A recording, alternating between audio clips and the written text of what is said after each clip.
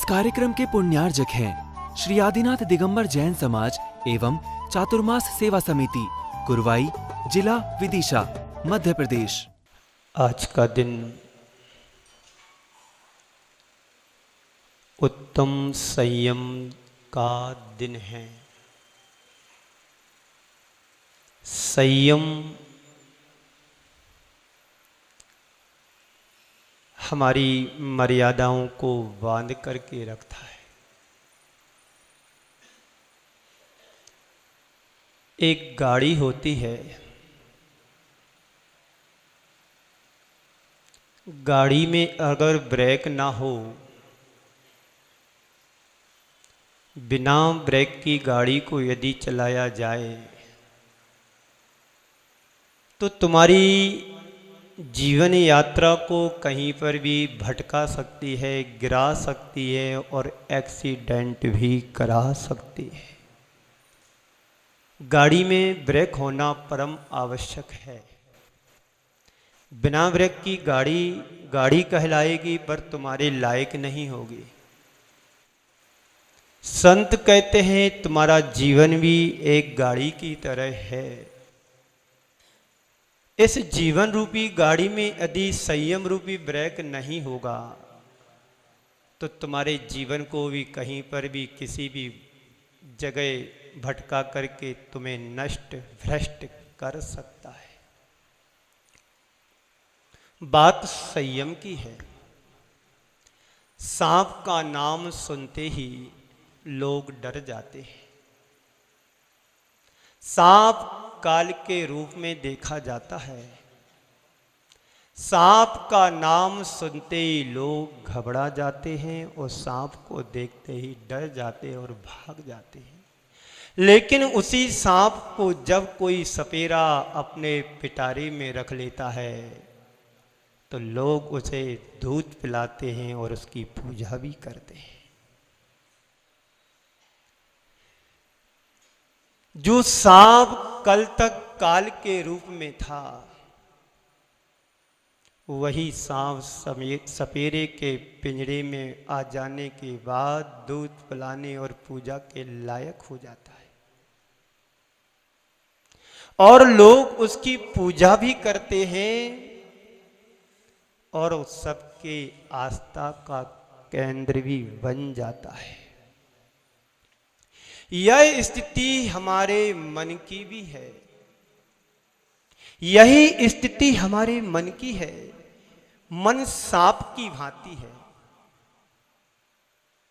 दूसरों का मन नहीं देखना। किसका देखना?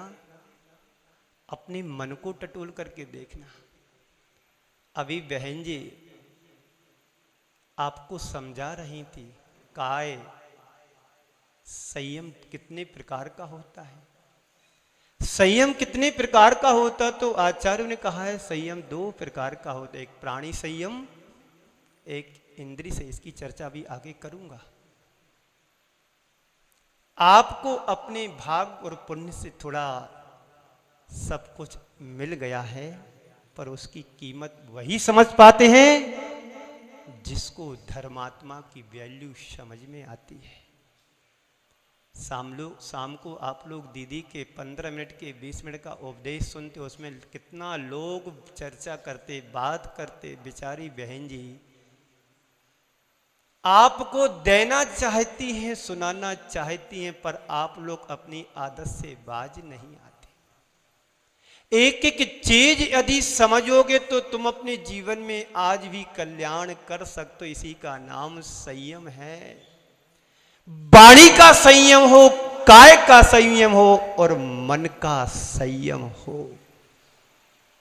बात करने के लिए तो 10 लक्षण के बात तो करना ही है बातें। और मंदिर से बाहर जाके भी तो बातें कर सकते हो। यदि एक पान सड़ता है तो सारे पान सड़ जाते हैं, और एक बात करता है तो धीरे धीरे सब बातें करने लगते हैं। बात में कर रहा था, मन भी सांप की भांति होता है। कैसा होता है मन? सर्प की तरह होता है। यदि स्वच्छंद घूमे मन तो काल की तरह हो जाता है। और मन रूपी सांप को अगर संयम रूपी पिटारे में रख दिया जाए तो वही मन पूज्य बन जाता है। आप पूजा किसकी करते हैं? शरीर की करते हैं कि रत्नत्रय की? बोलो, पूजा आप किसकी करते हैं? शरीर की करते हैं कि रत्नत्रय की पूजा करते हैं? आप पूजा संयम की करते हैं कि असंयमी की करते हैं? सब बैठे असंयमी। बोलो, कौन संयमी? यहां पर एक आध दो होंगे जो व्रतों का, 2-4 होंगे, 5 होंगे, इससे ज्यादा नहीं होंगे।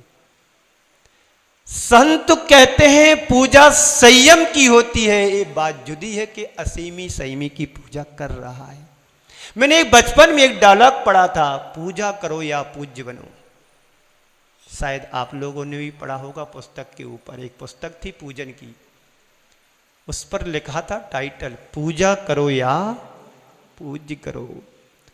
तो जब मन रूपी सांप को अगर संयम के पिटारे में रख दिया जाए तो वही मन पूज्य हो जाता है, हमारे जीवन का आदर्श बन जाता है। आज बात संयम की करना है। संयम को हमें समझना है कि जीवन में संयम कहां कहां अपेक्षित होता है। मैं तो ये कहता हूं, मैं क्या, मेरे जैसे अनेक साधु कहते हैं और आचार्य भगवंतों ने यही कहा है, संयम के बिना मनुष्य का जीवन शून्य है। भगवान महावीर कह रहे हैं संयम के बिना हमारा जीवन शून्य है। जिस प्रकार के ब्रेक के बिना गाड़ी का कोई पतियारा नहीं हो सकता है, वैसे ही संयम के बिना जीवन का कोई अंत नहीं है, कहीं भी भटक जाता है। संयम क्या है? विपत्तिगामी मन को नियंत्रित करना। ये जो मन है हमारा बड़ा उच्छल है। मन तुम्हारे लिए कहां कहां नहीं ले जाता है। पूज्य गुरुदेव कहा करते थे, हमारी 5 इंद्रियां बहुत समझदार हैं। जब तक उनके साथ मन नहीं जुड़ता है तब तक इंद्रियां कोई कार्य नहीं करती हैं। आप आजमा लेना अपने आप को।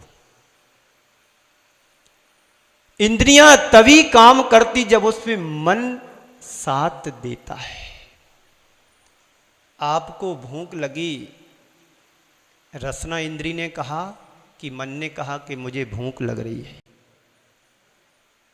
आपको सुगंधित वस्तु को सूंघने की इच्छा हुई, मन ने कहा कि घ्राण इंद्री ने कहा। आपको कोई दृश्य देखना है विशेष,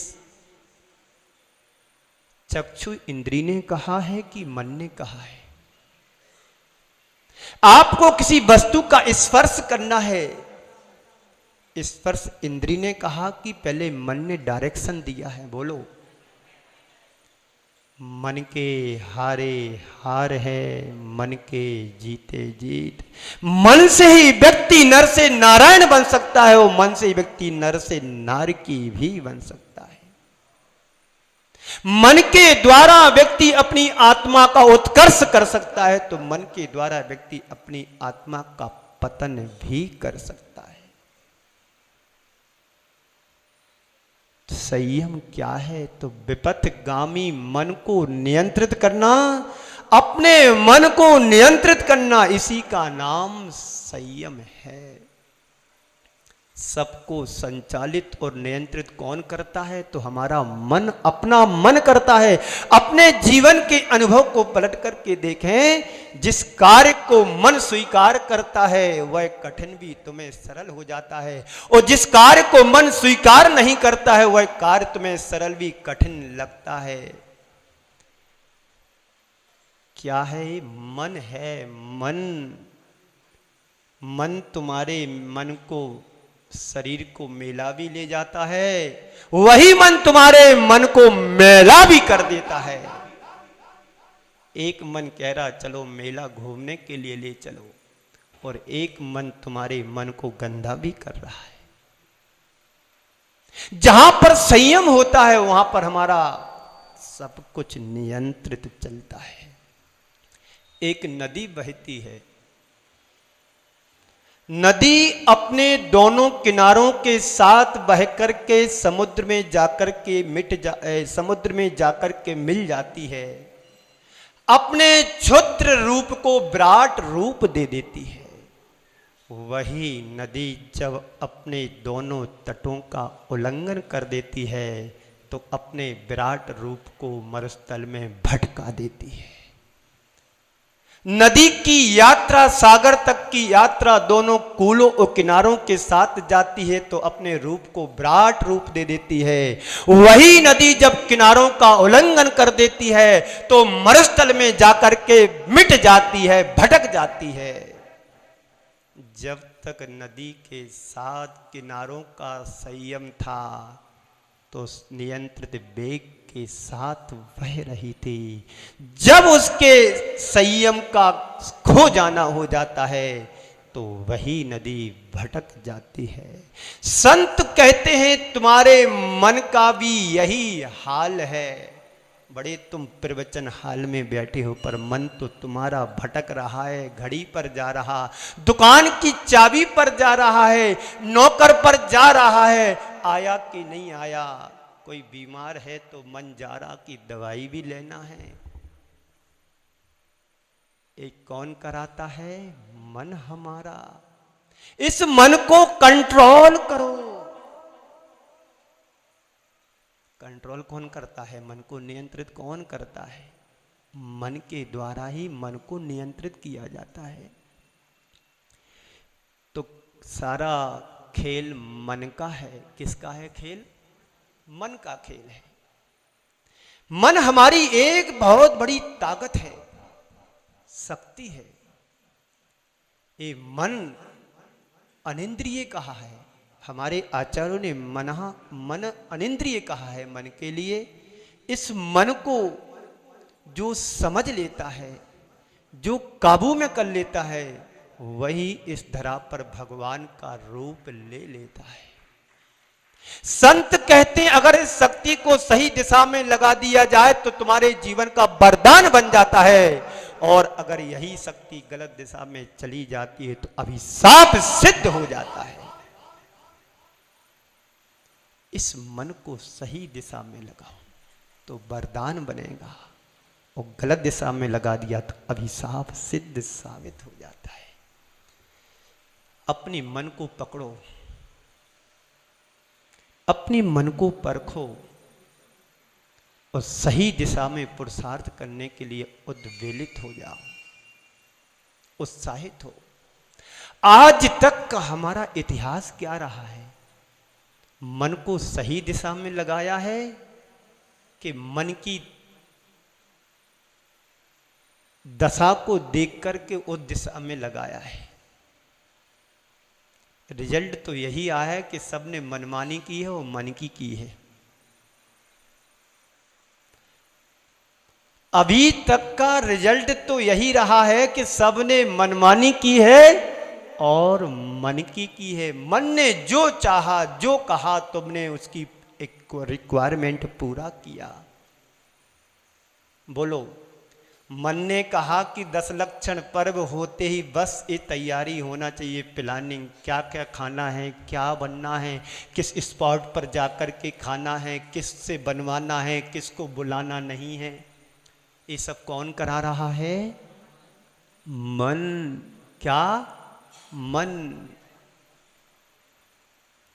संत कहते हैं मन एक दिया सलाई की तरह है।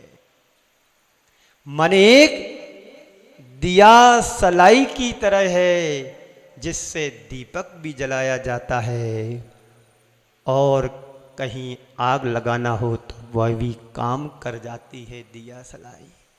एक दिया सलाई जला करके ज्ञान का प्रकाश भी प्रकाशित हो सकता है, और वही दिया सलाई यदि किसी ऐसे व्यक्ति के हाथ में लग जाए वो आग भी लगा सकता है। दिया सलाई है, सब कुछ उसके प्रयोग पर निर्भर करता है। हमें कैसे दीपक जलाना है, और दीपक जलाते जलाते कपड़े भी जल जाता है। शाम को यहाँ बहुत सारी माताएं बैठी रहती हैं, दीपक रखे रहे, मुझे चिंता होती कहीं इनकी साड़ी में आग ना लग जाए।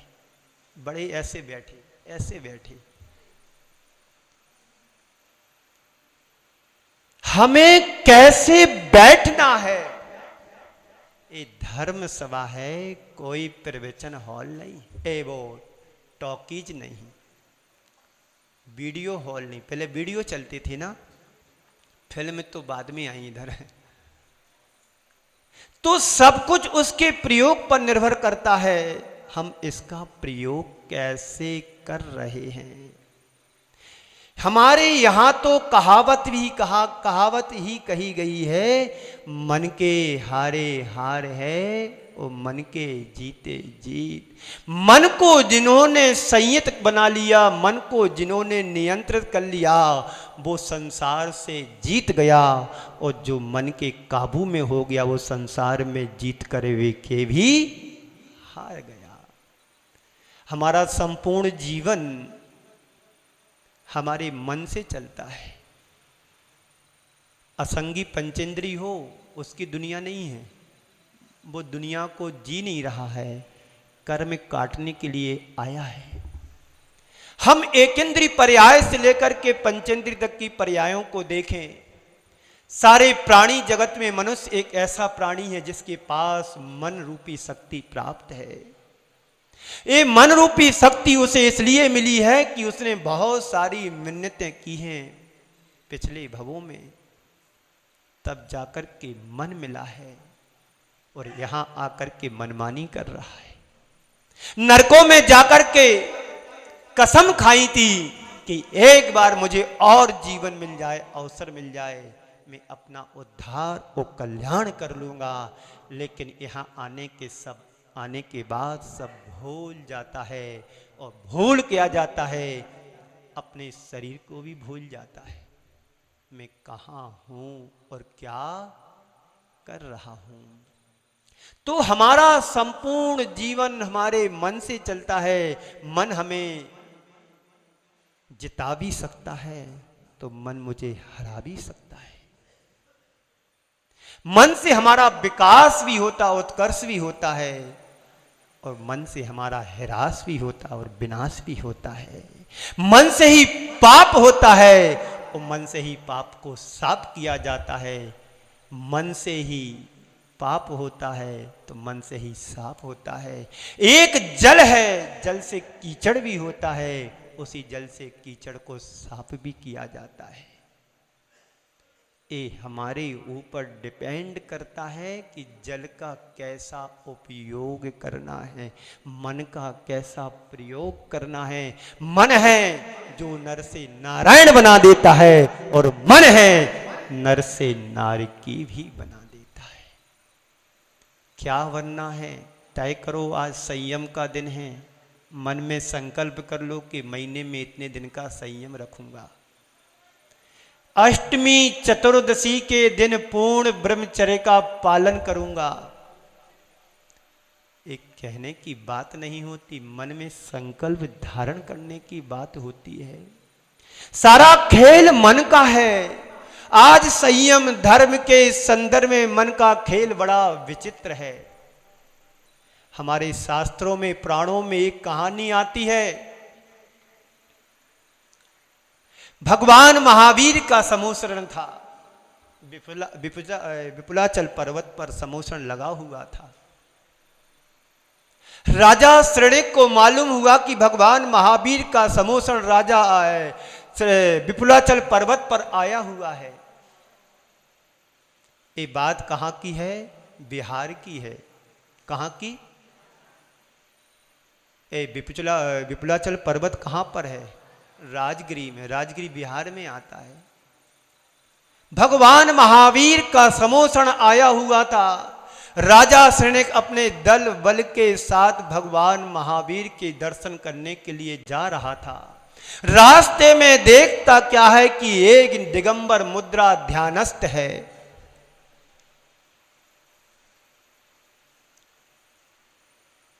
राजा श्रेणिक देखता है कि उन दिगंबर मुद्रा क्रोधित है, उनका रूप विद्रूप दिख रहा है, पर दिगंबर मुनि है। एक पल लगा राजा श्रेणिक को, सम्राट श्रेणिक के लिए, कि जो दिगंबर साधु होते वो गुस्सा नहीं करते हैं, क्रोध नहीं करते हैं। उस समय श्रेणिक ने कुछ नहीं कहा, सीधा भगवान महावीर के समूसण में जाकर के प्रश्न करता है कि भगवान, मैं अभी यहाँ आ रहा था तो मुझे रास्ते में एक मुनिराज मिले, मैंने उनकी वंदना की, दर्शन किए, पर वो क्रोधित दिखाई दे रहे थे, कारण क्या है? भगवान, मैंने जिन मुनिराज के दर्शन किए, कारण क्या है क्रोधित होने का?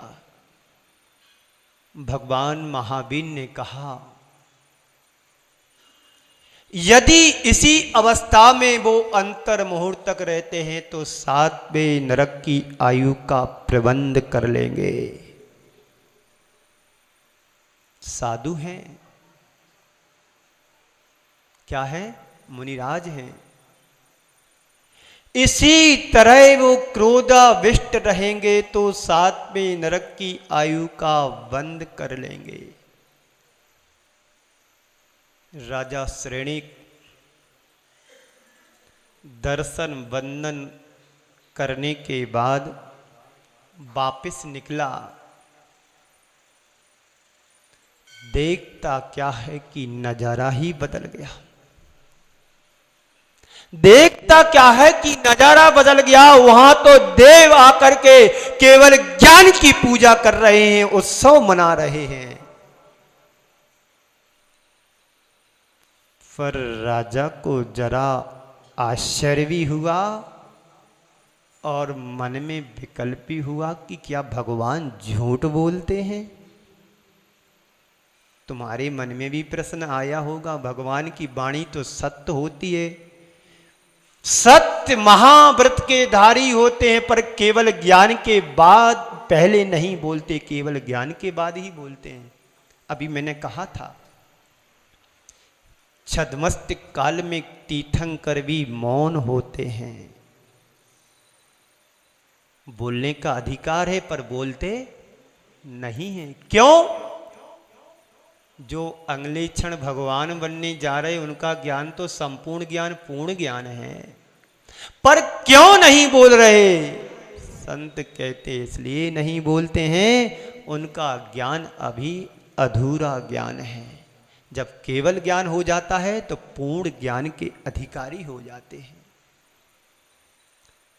तो राजा श्रेणिक जब दर्शन बंधन करने के बाद लौटता है तो देखता है उन्हीं मुनिराज का केवल ज्ञान हो गया और देव लोग आकर के पूजन पाठ बंधन और उत्सव कर रहे हैं।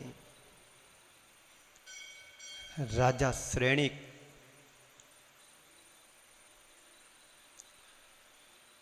जाने के बाद उसने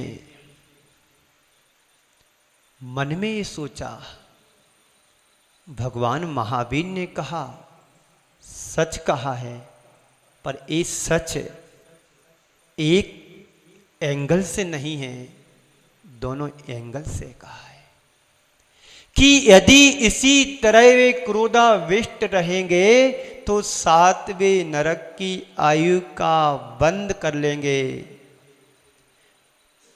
लेकिन उन्होंने अपने आप को संभाला और अपनी आत्मा में केंद्रित हो गए और केंद्रित होने से सारे कर्मों को नष्ट करके केवल ज्ञान को प्राप्त कर लिया। केवल ज्ञान कब होता है? 8 कर्मों के नष्ट होने पर कि 4 कर्मों के नष्ट होने पर?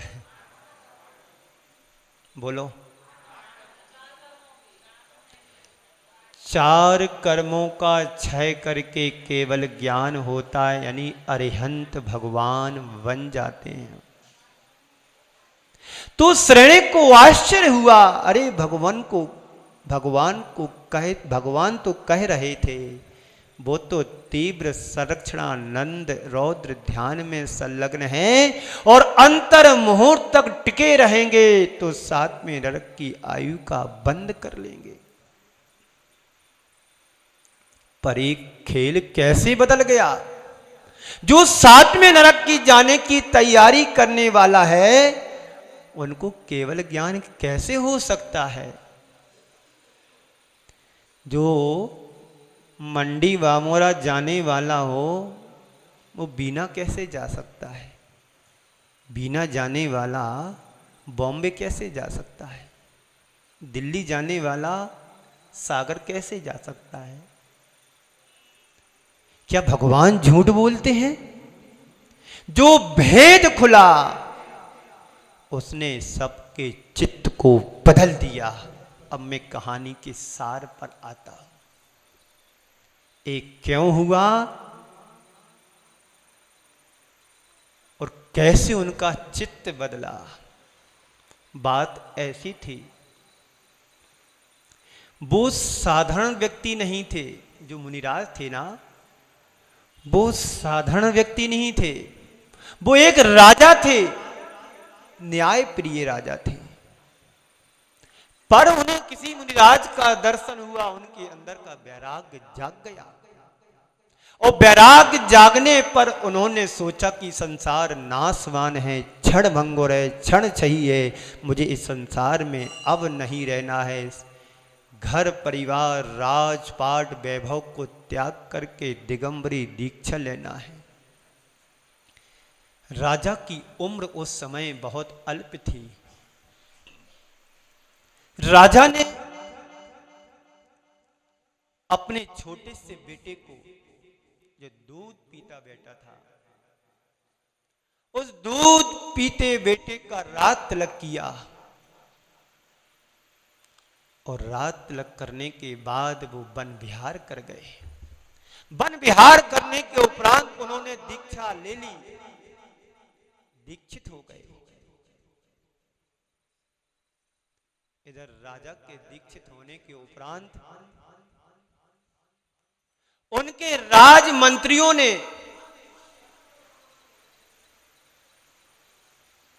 ऐसा षड्यंत्र रचाया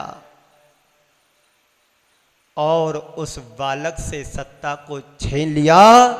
बालक के साथ रानी को राज्य से निष्कासित कर दिया। राज्य से निष्कासित करने के बाद जब ये बात लोगों को मालूम पड़ी नगर में कि राजा के राज्य से इनके मंत्रियों ने ही बालक और बालक की मां के लिए राज्य से भगा दिया छुड़ा करके। अब क्या था, वो सारे लोग भगवान महावीर के दर्शन करने के लिए जा रहे थे। रास्ते में मुनिराज मिले, वही, और उनके सामने कहते हैं कैसा राजा है, राज्य को त्याग करके यहां हाथ पर हाथ रख करके बैठ गया और उनके अबोध बालक से राज्य छीन करके उसकी मां को राज्य से भगा दिया। इतना कहना था उन लोगों का। ये बात मुनिराज के कानों में पड़ी। ये बात मुनिराज के कानों में जब पड़ती है तो मुनिराज क्रोधित हो जाते हैं। क्या समझ रखा है उन लोगों ने, मैं अभी एक एक को बदला लेता हूं। राज छीनने का मतलब क्या होता है। मन में क्रोध की आग लग गई, भड़क उड़ गए। मैं अभी राज्य छीन करके अपने बेटे को दिलाता हूं, और वो रानी और बेटा दर दर का भिखारी बना फिर रहा है, ये भी साथ में कहा। ये मुनिराज तो ध्यान में थे, लेकिन कानों में जैसे शब्द पड़े तो ध्यान से बाहर आते हैं। राजा तो थे, गुस्से में आकर के कमर से कटार निकाली, एक्शन किया, मैं अभी एक एक को दिखाता हूं। पर उनकी एक आदत थी। क्या थी? आदत थी। कौन सी? बता रहा हूं। आप लोगों की कौन सी आदत है? सीधे नहीं बैठना। संयम का दिन है। कौन सा दिन है? संयम का दिन है। 1 घंटे का संयम अनंत गुणी असंख्यात गुणी निर्जरा कराता है। तत्वास सूत्र के 9वें अध्याय का लास्ट का सूत्र आता है, श्रावक वृत्तानंत वियोजक, ऐसा कोई सूत्र है। असंख्यात असंख्यात गुणी निर्जरा करता है। एक असंयम सम्यक दृष्टि निर्जरा जितनी करता है, उससे अधिक सम्यक दृष्टि वृत्ति असंख्यात गुणी निर्जरा करता है। और सम्यक दृष्टि वृत्ति से असंख्यात गुणी निर्जरा करता है। अणुवृत्ति, अणुवृत्ति से महावृत्ति, और महावृत्ति से झपक श्रेणी चढ़ने वाला, उपसम श्रेणी चढ़ने वाला, असंख्यात गुणी उपसम श्रेणी से चढ़ने वाला, क्षय करने वाला, छपक श्रेणी वाला असंख्यात असंख्यात गुणी निर्जरा करता है। किसके द्वारा? संयम और व्रतों के द्वारा।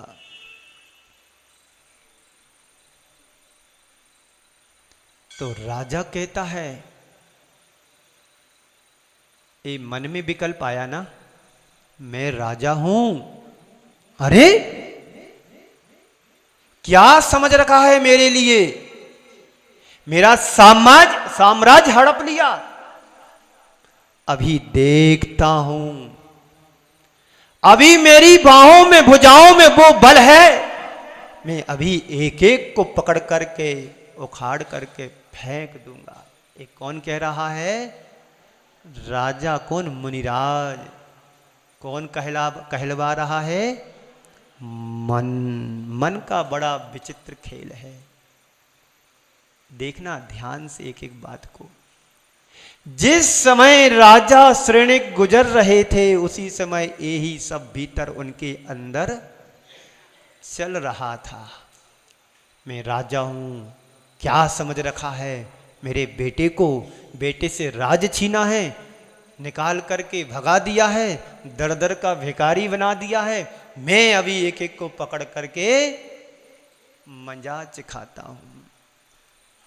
और गुस्से में मैं भूल गए कि मैं साधु हूं, भगवान तो बने नहीं। उनके मन में आया कि मैं एक एक का काम तमाम कर दूंगा, और लोगों का काम तमाम करने के लिए कमर से कटार निकाली, चाही जो हमेशा बांध करके वो रखते थे। राजा महाराजाओं को तुमने देखा होगा, मुकुट होगा, अच्छे जाकट पहने होंगे, बाजू से तलपाल लटकी, सिक्कों को देख लेना, आज भी उनके अंदर कटार साथ में लटकी रहती है। उनके नियम है। तुम्हारे क्या नियम है? उनका नियम आज भी चल रहा है। मुकुट रहेगा, कटार रहेगी, पगड़ी जिसको बोलते हैं, सिक्कों को देखना। पर हमारे नियम, सब नियम ठंडे बस्ते में टांग कर खुटिया पे रख दिए। जैसे ही कटार हाथ ले गए कटार निकालने के लिए, पर वहां कटार होना तब। उनकी आदत थी, जब भी वो कटार निकालते थे एक हाथ से, तो एक हाथ से मुकुट को संभालते थे, अपना मुकुट संभालते थे। एक हाथ से कटार निकालते थे, दूसरे हाथ से मुकुट को संभालते थे। एक हाथ कटार पर, दूसरा हाथ माथे पर। तत्क्षण याद उन्हें आया, ना तो यहां कटार है ना ही यहां मुकुट है। धिक्कार है मुझे, खुद के लिए आप संबोध रहे हैं। ना तो मेरे पास कटार है ना मेरे पास मुकुट है। धिक्कार है मेरे लिए, मैं कैसे भ्रमित हो गया। आपके यहां कोई, आप मंदिर आ रहे हैं, ध्यान से सुनना, बीच बीच में आपको मसाला देता जाता ताकि वो याद आपको रहे। फिर आपको वहीं ले चलूंगा कटार के पास। आप सज धज करके मंदिर आ रहे सुबह 5:30-6 बजे, और आज से आपने किसी को 10 लाख रुपए का व्यापार किया था, जिसमें 5 लाख तो उसने नगद दे दिए थे गल्ले के, और 5 लाख रुपए 10 साल से लटका भटका रहा था। सुबह अचानक वो तुम्हारे दरवाजे के पास देखा, तुम घर से निकल गए, और रास्ते में आकर के वो कहता है, भाई साहब ये 5 लाख रुपए देना चलिएगा घर। तो आप डिब्बी की द्रव लेकर के मंदिर आएंगे कि उसकी बात को सुन करके घर वापस जाएंगे? संयम है। मंदिर की पूजन तो आध घंटे बाद सेटल कर लूंगा, पर ये चला गया तो जिंदगी का सब कुछ चला गया। क्यों जैन साहब, बोलो। और जैसे ही तुम उसकी बात में आकर के वापस घर गए, वो कहता है, भाई साहब मैं पैसे तो अभी नहीं लाया, 2-4 दिन बाद आने वाला, तो आपसे पूछने के लिए आया था। ऐसा उनके यहाँ होता नहीं है। मैं तो एक फॉर एग्जाम्पल देता हूं ताकि तुम्हारी दृष्टि उनकी तरफ चली जाए। अपने बाबूजी हैं, बहुत भोले भाले हैं, जितने बाहर से देखते उससे ज्यादा भोले अंदर से भी हैं। यथार्थ है, यथार्थ में एक ही व्यक्ति को, 2 व्यक्ति को समझ पाया हूं तुम्हारी कुर्बाई के, एक संजीव गुड़ा और एक जैन साहब मुकेश, और तीसरे को मैं जानते ही नहीं हूं। 36 का आंकड़ा अपोजिट। एक जितना मृदु है, एक उतना कठोर है।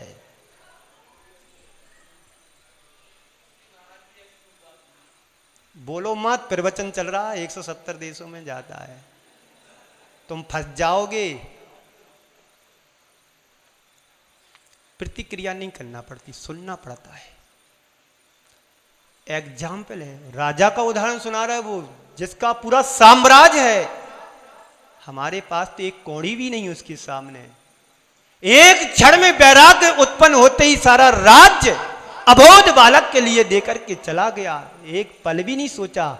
ऐसे ही मेरे गुरुदेव ने इतना विशाल संघ बनाया, अनेक संस्थाओं के लिए आशीर्वाद दिया।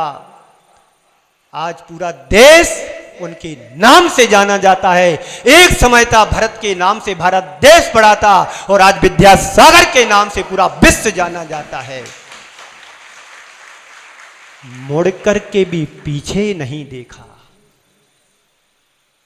और हम हैं 2 कौड़ी के, फिर भी उसके पीछे भागता है। वो श्रावक नहीं जिसके पास 2 कौड़ी नहीं। वो श्रावक नहीं जिसके पास 2 पैसे 2 कौड़ी नहीं। वो साधु नहीं जिसके पास 2 कौड़ी हैं। संयम जीवन में आना चाहिए। मन को जीतो तो विश्व को जीत पाओगे, और मन से हार गए तो विश्व को जीतने के बाद भी हार जाएंगे। हम सिकंदर के बारे में याद करते हैं। सिकंदर भारत को जीतने के बाद भी अपने आप से हार करके गया। ये कहानी सबको पता है। अब ले चलते तुम्हें राजा के पास। थोड़ा जोश तुम्हारे अंदर क्रिएट कर दिया, ऊँग रहे थे। तो राजा, वो साधु कहते मुझे धिक्कार है मेरे जीवन के लिए, मैं कैसे भ्रमित हो गया। कौन राजा, कौन रानी, कौन मेरा बेटा, कौन मेरा साम्राज्य, क्या है मेरा इस संसार में? कुछ भी नहीं है। जन्म से लेकर मरण तक दौड़ता है आदमी, और दौड़ते ही दौड़ते दम तोड़ता है आदमी। इस संसार में मेरा क्या है? कुछ भी नहीं है। ना मेरा साम्राज्य है, ना मेरा वैभव है, ना मेरे पास कुछ है अपना। तन भी मेरा नहीं है, एक श्वास पर भी मेरा अधिकार नहीं है। कौन सी संपदा, ये तो सब जड़ है। ये जड़ किसके मन में आता है? जो वैराग्य से ओत प्रोत हो जाता है, जिसके जीवन में वैराग झलकता है, वही है नश्वर काया और माया को छोड़ करके चला जाता है। संत कहते हैं ना काया अमर है, ना माया अमर है, अमर तुम्हारा शाश्वत है तुम्हारी आत्मा। क्या है शाश्वत? आत्म तत्व।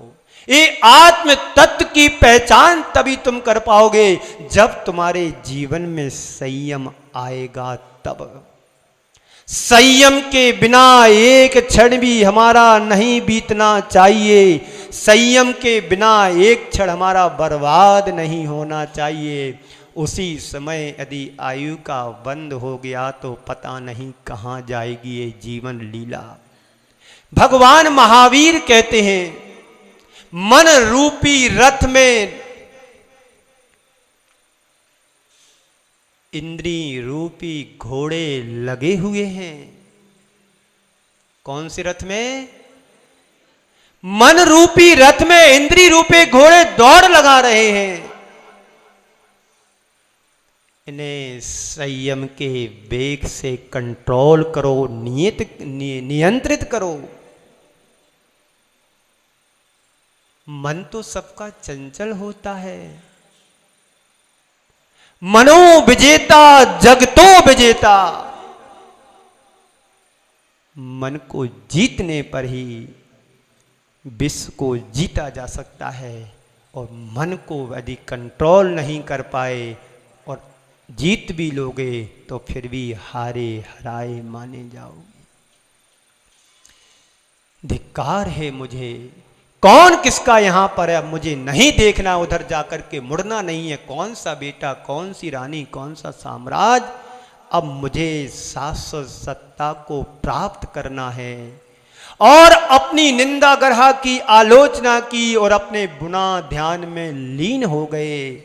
और ध्यान में जैसे लीन होते हैं तो केवल ज्ञान को प्राप्त हो जाते हैं। मन को समझने के लिए इससे बड़ा और उदाहरण कोई दूसरा नहीं है संसार में।